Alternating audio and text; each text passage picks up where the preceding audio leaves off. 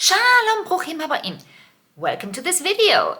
In this video, we are going to talk again about how to recognize Pa'al verbs, because after the last video, some students asked me, yeah, but Ruth, what happens when the first root letter is a mem or a nun? How can I then distinguish these present tense verbs from the other binyanim? Perfect question. I will tell you, and stay until the end, because at the end of the video I will give you another link to my blog where you can download another very nice vocabulary list.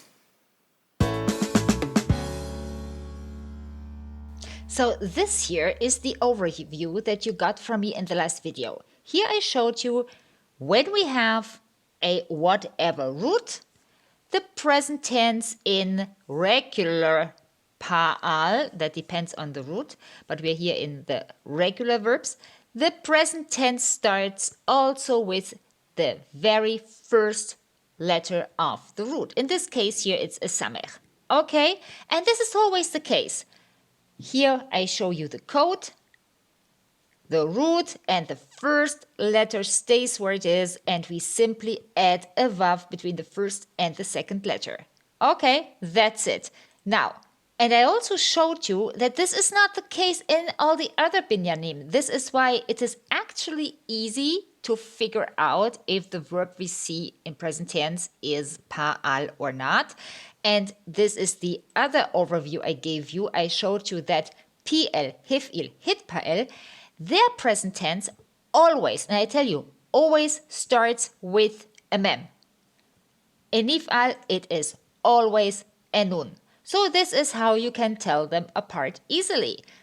Question: what happens if our pa'al verb stems from a root that starts with mem? Or nun, even worse.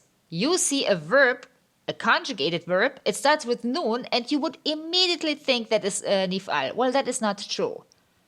Okay, let's see. For example here, you see, hu motze. That is pa'al, but when you look at the other binyanim, you see a lot of mems. So how can you know that hu motze is pa'al? Or here, hu nosea. Well, nun, first reaction, oh, we are nif'al. Yeah, but not here. Okay, let's have a look. As we said a couple of slides before, we take the first letter of the root, we keep it, and then between the first and the second root letter, we place a vav. That is also only pa'al. These kind of rules you find in my book, and believe me, I teach you that in my course, and you will never ever forget these things. Here I give you a summary. Let's look at this root that starts with mem. For example, this one here. And now, when we want to make the present tense out of that in pa'al, of course, third person masculine singular, we add a vav between the first and the second root letter. And here we are. Hu motze, he finds. Now, with nun, same story. Let's look at that root.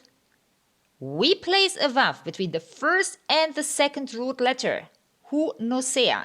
We are in pa'al. Summary. Yes, pa'al present tense always starts with the first root letter. That doesn't change, as we have seen.